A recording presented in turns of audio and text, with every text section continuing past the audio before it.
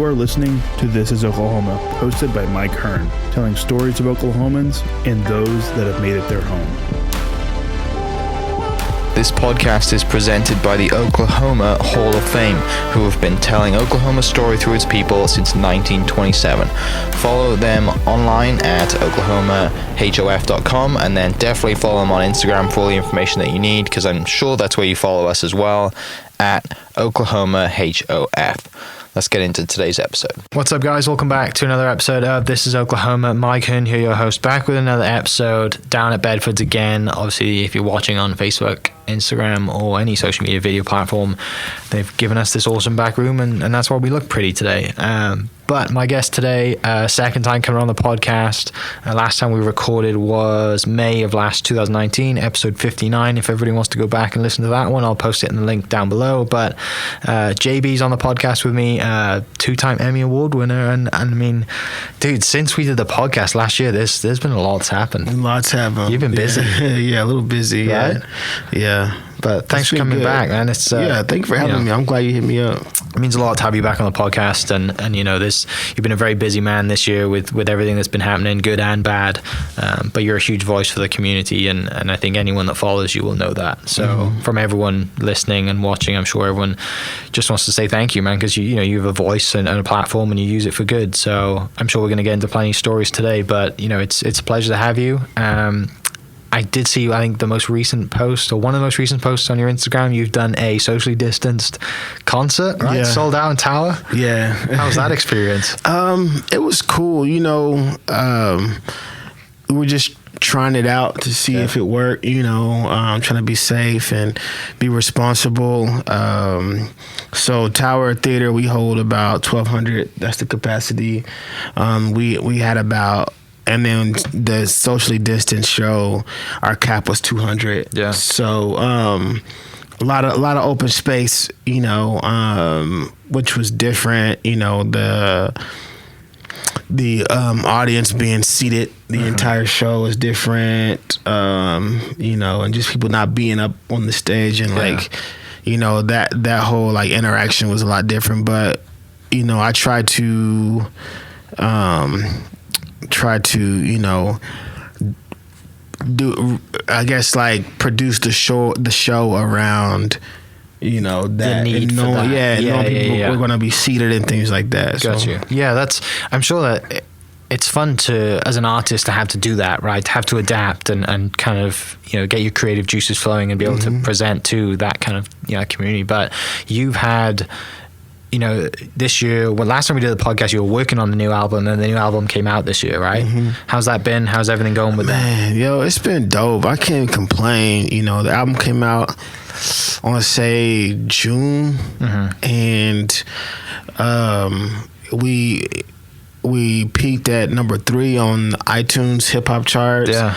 On the overall charts, we were like number 26, I think, something like that. And so, you know, and we held it for, you know, a couple weeks. So, man, you know, I'm still just, you know, riding that wave, I guess, and just, you know, enjoying it, and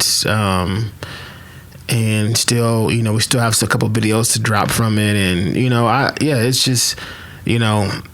It's been a roller coaster, but a fun roller coaster. You know what I mean? Yeah. Of all the years to drop a new album, right? 2020 for everybody's like great, but I think I was listening to something the other day saying that kind of everything that came out before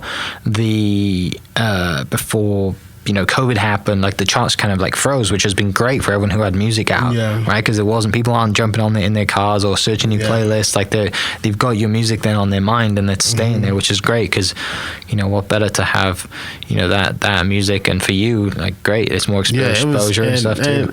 You know, and I struggle a while because my original date would have been in May. Yeah, and so, you know, we all know like March, COVID was like. Shutting everything down. That NBA game was the 11th, right, of March, I think. Yeah. And so, so whenever I pushed it back, I was trying to decide whether to just push it back or just wait until COVID was over. And so, I just, you know, by the time June rolled around. I just kind of realized that it was gonna be a while before it went away. Yeah. And so I had put out, I think, a song already, and people were just, I felt like people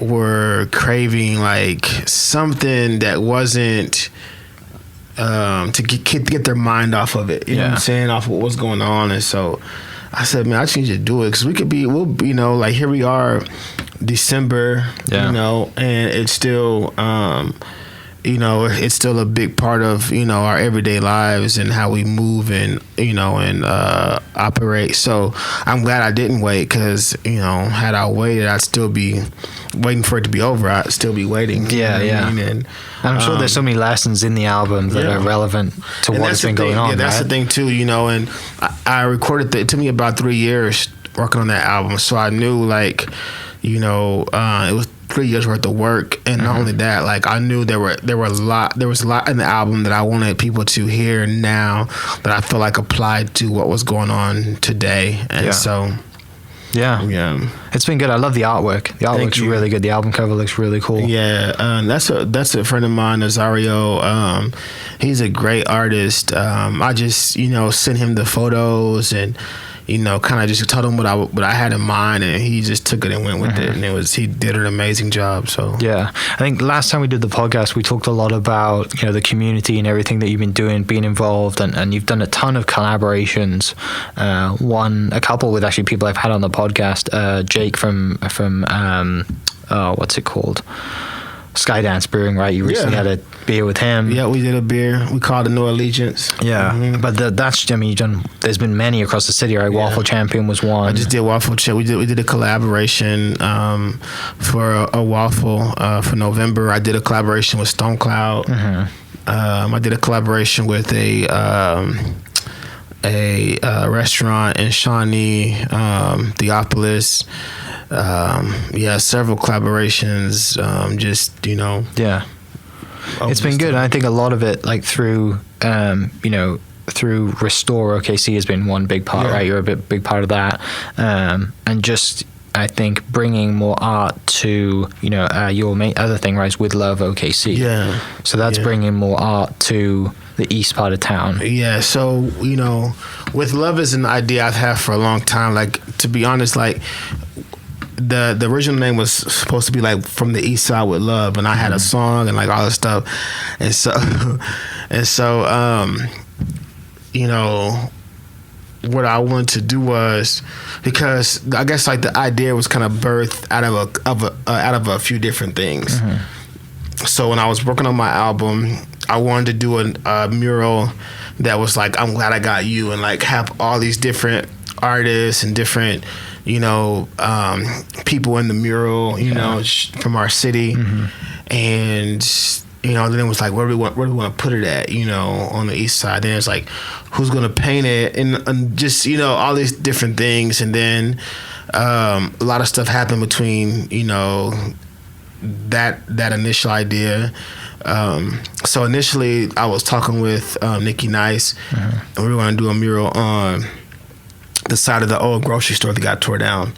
Grocery store gets torn down, and then I was like, okay, I want to find another spot on the east side. And then George Floyd gets killed, and then it was like, okay, we need to do something that's aimed at like what we're going through right now. Yeah. And then that happens, and I was like, man, like we need to do something that like kind of like speaks to the whole community. So my friend Chris Canale, he does the Plaza Fest, the art, the mural. What's it called? He's the pyramid guy, right? Yeah, he does. And he has he does the underpass, syndicate, right? Does the plaza walls, and so my idea was like, okay, how can I bring, because like for instance, throughout the city all the time I'm performing at different events, and a lot of these events I perform at, they have like art and murals and all this stuff, but it's never on my side of town. And so I was like, now I want to do that, but on where I grew up at. Yeah. And so I hit him up and I was like, how can we get this going? You know what I'm saying? Like, how can we figure out a way not to just do it, but continue it? And so really, like, he helped me, and it became a project that he and I, partner on with Love. And we had so our first project was the With Love project. And that was just kind of just to launch it. We had 6 artists, all black artists, 2 female artists. It was, all from all over Oklahoma, Tulsa, Lawton, Oklahoma City, Edmond. And it was beautiful, you know what I'm saying? Yeah. And, the building they painted on is going to be a grocery store. Okay. You know what I'm saying? So we kind of when I first started, I was like, I want to paint murals on this grocery store. It got tore down, and then the new store is actually we end up getting the paint on. So cool. It was perfect. And so that was the first of our projects. And so like now we're trying to figure out, what our next project will be, and what With Love can do, as far as like young artists from East Side, young artists of color who haven't had the opportunity to do a mural or do a big project like that. You know what I'm saying? Yeah, So. Chris is doing great work with, and I know his wife's very involved too. I think it's his wife or girlfriend, very involved with the Oklahoma murals and that whole Plaza District area. And I mean, they do something. It's amazing. There's so many artists. I know recently there was Rolling in the Deep, right, in Edmond. Rolling Deep, I performed there, and that was Dusty Gilpin. That was his project, and that he did in Edmond. You know what I'm saying? Yeah. And that was beautiful. You know what I'm saying? He did a really good job, and and that gave me ideas for the East Side. You know what I mean? Yeah. Which is the point. Like I said, I do those kind of events all the time, but I've never gotten to do one on my side of town. Yeah. So I know, obviously this year has just been insane for a lot of reasons, but for you, back to what happens with George Floyd? George Floyd dies. Everyone kind of comes to you, I assume, for that spokesman because you are that person in the community, right? What was that like for you? What is it like having the opportunity to be that voice for people? Because a lot of people shout, scream, and say things, and then it takes someone like yourself to be calm and collected and actually move on it in a way that's productive. Yeah. Right. And I know you did that a lot with the walking, with whatever it was. Right. You there's a lot of people that if you look in the media, it's whatever media you watch, this is everything that's come from this is bad, and everything I see you do is peaceful. You're walking around, you have a voice, you're doing it right. So how was that for you on your side? So the first thing I did was the Stop Killing Us marquee on 23rd. Yeah. Is it OKC marquee lights? Something like that? Yeah. And so, him and his wife are so awesome. And we were talking, and we were like, we were both just like, we gotta say something. We gotta do something, Where do we say it and where do we do it at, And so I was like, we need to put it in a place in the city where police will encounter the most black people. And that was 23rd and MLK. And it happened to be again where the grocery store used to be. Yeah. And so then it was like, okay, what do we say? And my thing was, it's like, I didn't want it to say anything that attached to any organization or any specific campaign, or you know what I'm saying? Yeah. Any identity. I wanted it to be just the voice of the people. And and so I was like, man, like, what if I had a chance to just sit across the table from some of these people, what would I say? I was like, I'll just tell them, man, just stop killing us. You know what I mean? Yeah. And so that's what we end up doing and going with. And it had a great reception. We didn't announce it. We didn't promote it. We just did it. And people started pulling up, and it was beautiful, man. And so I think for me, it's just finding those ways to be a voice for a community that usually doesn't get to have a voice, but also, use the platform to, hopefully like make some people think. And I think when we did that, it was kind of like, my people loved it, but also, the art, the artistic expression was very, very, and that's one thing I think that, like, with all the art, it's key, isn't it, that it's like it's art involved. It's not attached to a movement or attached to attached to an organization, because that organization gets politicized and then you become part of that, and it's not good for what your word gets kind of like lost in what the political side of things are, rather than your own artistic expression from the people of Oklahoma City. Yeah. And I feel like art should be something that tells the what's going on in that time. Yeah. You know what I'm saying? And so I'm just happy we got to do it, and people that got to see it, you know what I mean? And, I mean, you have 3-4 foot high letters, like, and it's bright, and they stand out a lot. It's great. Because I know Jalen, DJ Lightbright, does that. He uses them right for his DJ sets and stuff. And if anybody was at the Snoop Dogg concert at Oklahoma City, those were his letters behind Snoop, which was pretty cool. But I think since then there's been a lot that's happened, and you've always kind of just been that voice that people have gone to, and I'm sure it's a position that you have that I'm sure it feels great to carry that for people, right? To have that opportunity that people look to you for that kind of guidance and that voice, and I'm sure sometimes it's not easy, right? Because you have media coming to you and people, and everyone's in your ear and wants to know this stuff, but somebody has to do it. And I think that you've done a great job of being that person, right? And I'm sure there's other people that that are around. A lot of people that do so. I appreciate it. I don't know. It's just, there are things that need to be done. And I think that, we all have a role, a job, so, but it's not just me. Like you said, there are a lot of people that are doing things, and that are voices, and that are, really like taking on a lot of this as well. So. To the point of like all the artwork and the arts, the stuff that you're really involved in, before the Thunder season was shut down, Studio Flight, and you collaborated and did a really cool video for the Thunder. And you had a lot of involvement last year with the Thunder, right? That was fun. Was it first game you guys were at? Yeah, man, we did the. How was that experience? It was crazy. So we wrote the words to that spot, did the commercial, but when I did the commercial, like, I didn't have to memorize it. Yeah. I got to, I was seeing it. It's like you just do different takes and stuff like that.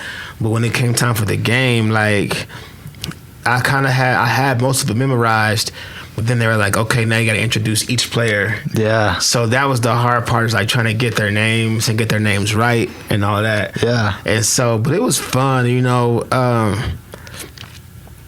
it feels like you're out there for days reading off these names. Really, just like, it's just 5 people, right? But it's still like it's like 2 minutes. You know what I'm saying? But you feel like it's taking days to get through it.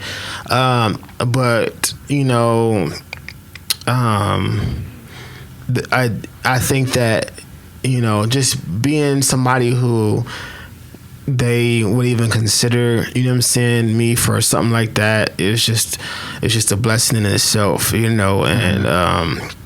I was just happy. They could have chosen anybody, you know what I'm saying? And there are a lot of talented people in this city, and I'm just glad that I was the one they used for it, and I had fun. And the Thunder, any interaction, anything I've done with the Thunder has always been great. And everybody, all the staff, all the players have always been hella dope to me. Yeah. So I just really appreciate growing up here, like having the Thunder come here and being here for that, and then when the Hornets came, and then obviously Thunder comes, and we start to get a little bit of success, and Russ is here, and then Russ leaves, and Katie or whatever, and then you get that phone call, and you're like, hey, like, we want you for that. Like, that's so special. And the crazy thing is like, I had done so many different things with Russ, and then Russ left, and when they hit me up, they were like, "Listen, like, we're trying to like make this season about the city, not about one player, and so we want you to be a part of it because you're a big part of the city." And I was just like, "Dang, like, you know what I mean? Like, that's." That's an honor and a privilege to even be thought of. You know what I'm saying? Yeah, it was towards the end of last year, right? Yeah. Before everything happened this year. This was done. And so, it was definitely like a big responsibility, but also just like I said, an honor and a privilege. So I loved it. I had so much fun. That game was so much fun. My daughters went. My mom went. All my friends went. After I got done, we went and had a drink, toasted, and celebrated, and went back and finished watching the game. You know what I'm saying? Like, it was fun, and we all went out to eat, and it was just one of those times where it's like, man, this is like the way things should be. You know what I mean? Like, and you just get excited about, man, so what's next? You know what I'm saying? So, but we didn't know COVID was next. So. Right, exactly. Yeah, and then season shuts down and they go into the bubble or whatever. Yeah. And I guess today they just announced that they're going to start with no fans. Right? Is that going to happen soon? But I think another really cool thing that you've done. And that we kind of briefly talked about last time, because I think it just started, was Jabee Likes Food. Yeah. Right? Because that's been going for just over a year now. Yeah. And that's been something like, that's back to community and, making an impact and bringing people together. Like, and I know a mutual friend of ours, Hetty Coleman, who's been on the podcast a couple of times. Hetty was he got an award for best greeter or whatever. That man loves to greet. Yep. But how has that been a year in? I mean, that's obviously now COVID is kind of a little different, but you had awards ceremony. I mean, you did it. You did the whole deal. Yeah. So, I knew that like a year in, I wanted to do something to like celebrate, but also like just show love to the restaurants, and really celebrate them as well, and then try and raise money, you know what I'm saying, for a charity. And so what ended up happening was every single restaurant was awesome. Every single event we did was awesome. Every single Jabee Likes Food first Saturday brunch was packed. And every restaurant had a great experience. And what was crazy is like there were people that were coming and excited about brunch and being a part of Jabee Likes Food that had no idea I did music. You know what I'm saying? Yeah. And so I love that, because that was part of the reason why I wanted to do it, is because I was so used to people coming, bringing people together to see me perform, or because I was rapping or something like that. And you don't really get to connect with people. You perform, and then you come out at the end of the night, everybody's leaving. You know what I'm saying? And you don't really get to and then you get home and you looking on social media, everybody's saying, this happened, that. I was like, man, I want to say what's up to you. Yeah. So with Jabee Likes Food, it was a chance for me to like go from table to table, talking to people, hanging out, families and all that. And so we capped it off, and we did a Jabee Likes Food Awards. My friend Kyle Hicks at Hicks Design made these awesome awards. They were made out of leather. They're amazing, weren't they? So dope. He did such a great job. They were so good. Did such a great job. And we got to, give awards to, these restaurants for, all the awesome work they put in. But not just that, like we gave awards to like Hetty for being, a greeter. We gave awards to whoever came to the most brunches. We gave an award to the person who drove the furthest for a brunch. You know what I'm saying? Like all these different things.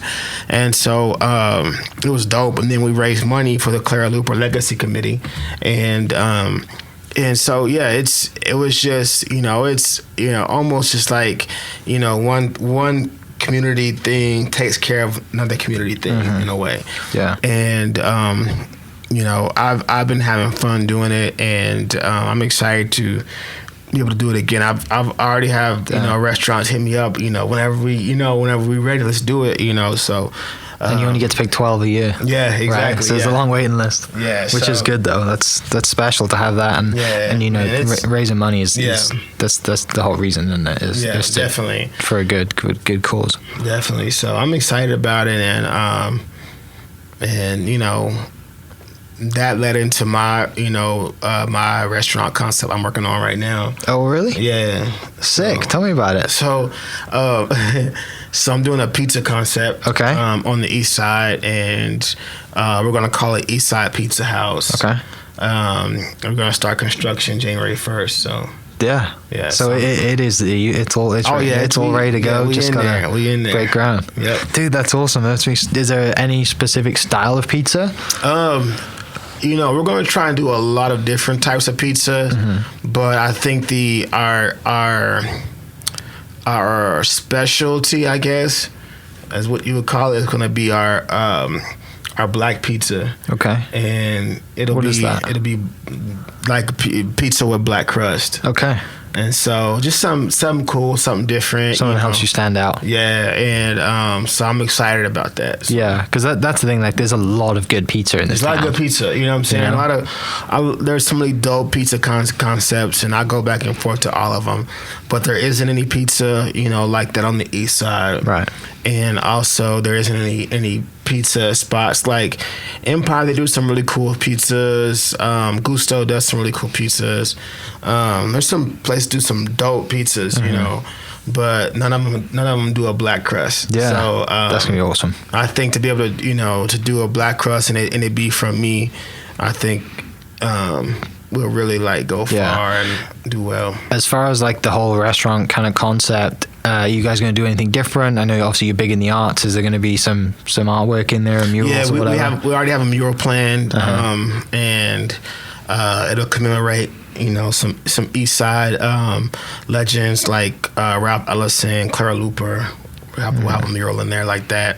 And so yeah, definitely and not just that, but music as well, hip hop as well. We'll incorporate all those things into our restaurant. Yeah, so that's gonna be awesome. Can't wait to see that break ground. That's gonna be great. I guess coming out soon is a movie from a previous podcast guest as well. Lance is working on Finding Carlos. Finding Carlos, yeah. Right, you have a part in that, don't you? Tell me about that movie, because people listening probably haven't seen it or don't know anything about it. Yeah, so I have a part in it, and I also help produce the music and the soundtrack. And so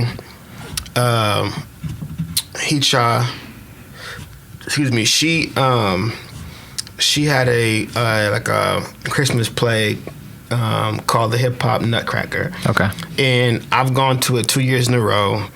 And 1 year I introduced it and hosted it one year. And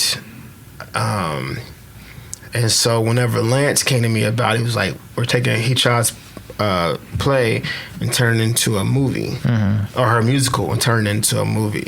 And I was like, that's dope. And so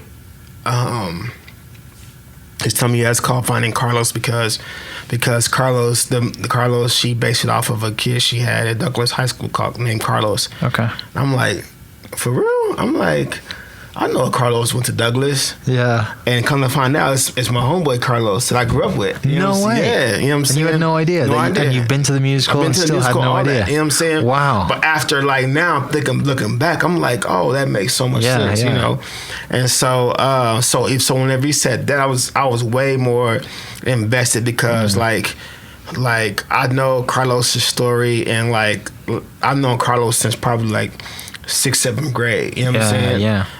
We both from the east side, you know what I mean? And so I was just happy that, a story like his is being told in that way. And, like any other movie, it's not spot on, but it's definitely inspired. Yeah. And there's a lot of his story in the movie and in the story. So what I play Gabriel, and, I'm kind of like the narrator for the movie. And it was fun, man. The cool thing is I've done a couple movies before, and this was the first one that I felt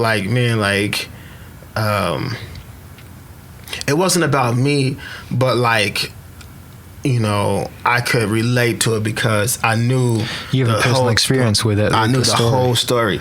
I knew her, just all the work she does in the community and in dancing. Even when I went to the last Nutcracker that she did before COVID, and I got to host.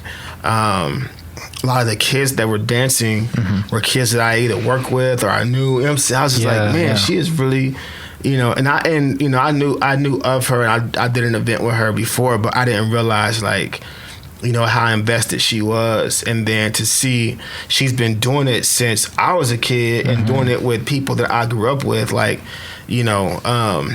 so I was all in and just excited to be a part of it and just be able to be somebody who, I can't think, just me, I don't know the whole cast, but other than me, her, and Carlos, I don't know anybody else that actually knows the full story. You know what I'm saying? Yeah. Was you're a part of the full story, no doubt. Yeah. So, and that comes out in December, right? December, yeah. We have they're doing the cast and crew premiere. I think it's this Friday. Okay. So, and then it'll be out later in December. So. Yeah. That's gonna be good. I think we're gonna try and get Lance on the podcast to talk about that. You gotta get Lance. Lance is a superstar. He's a firecracker. That dude. That's it's a lot of energy. So he's a force in nature, yo. Yeah. He is. So he's someone. I had him on the podcast when a couple. I think it was right at when we started and talking about Dead Center, but. As I've seen him as an MC, so much energy, but it's not just that. His work speaks for itself. Yeah, it's not just someone who has energy. He does great work. Legit. Yeah, he gets the job done, man. Yeah, he's a lot of people who are in the position he is. They'll instead of being that person who gets it done, because they're that person and people look to them and they're that cool and everybody likes them, they'll put it off on people. Delegate. Yeah. He's not like that. He does it all. You know what I'm saying? So there were so many days that it's just me and him at his crib and we're going through music, going through scripts, and he's like, we don't leave until it's all finished. You know what I'm saying? So he's legit. That's awesome. He spent hours and hours upon hours on this movie. So yeah, I'm excited to watch it. It's gonna be good, especially it's shot in Oklahoma City, which is really cool. So obviously the pizza's a big deal for next year. Anything else you're working on? Any music coming? Yeah, I'm working on a project right now. I haven't really announced it, but I don't know what it's gonna be called. It's produced by a friend of mine named Derek Miner. He's out of Nashville, and so it's just gonna be a little EP. It'll be out the beginning of 2021. Cool. So you're working on that, and then obviously once this building's done, it'll be full on pizza and pizza. Yeah, it's gonna be everything. So yeah, I'm excited. That's gonna be Eastside sick. Pizza House. Yeah, awesome. Well, for everyone, first of all, thanks for coming in. Yeah, thanks for having me. Always, and talking. Hopefully, when we come back, later on, we can come back and try some pizza and stuff. We'll have to just do the podcast at Eastside Pizza. Let's do that, because that would be. You got to do a Jabee suit at Eastside Pizza. So, but yeah, man, thanks for coming on the podcast. For everyone listening, I'll post all the links we've mentioned down below, and you can go follow Jabee on Instagram at MyNameIsJabee. Yes. And go buy the album, listen to the music, and look forward to this movie coming out, Finding Carlos. But yeah, again, thanks so much for coming on the podcast, and from everyone listening to the podcast, myself, the following, really appreciate what you do for this community and the state and a lot of the people out there. So, for everyone listening, thanks so much, and we'll catch you next episode. Cheers. This podcast was presented by the Oklahoma Hall of Fame, who've been telling Oklahoma's story through its people since 1927. Follow them online at oklahomahof.com and definitely on Instagram at oklahomahof. Catch you next episode. Cheers. Thank you for listening. We are inspired by those around us and hope that you are too. Make sure you subscribe to this podcast on your favorite podcast platform and leave us a review so we can keep telling your stories. For more great Oklahoma content, follow This Is Oklahoma on Facebook and Instagram.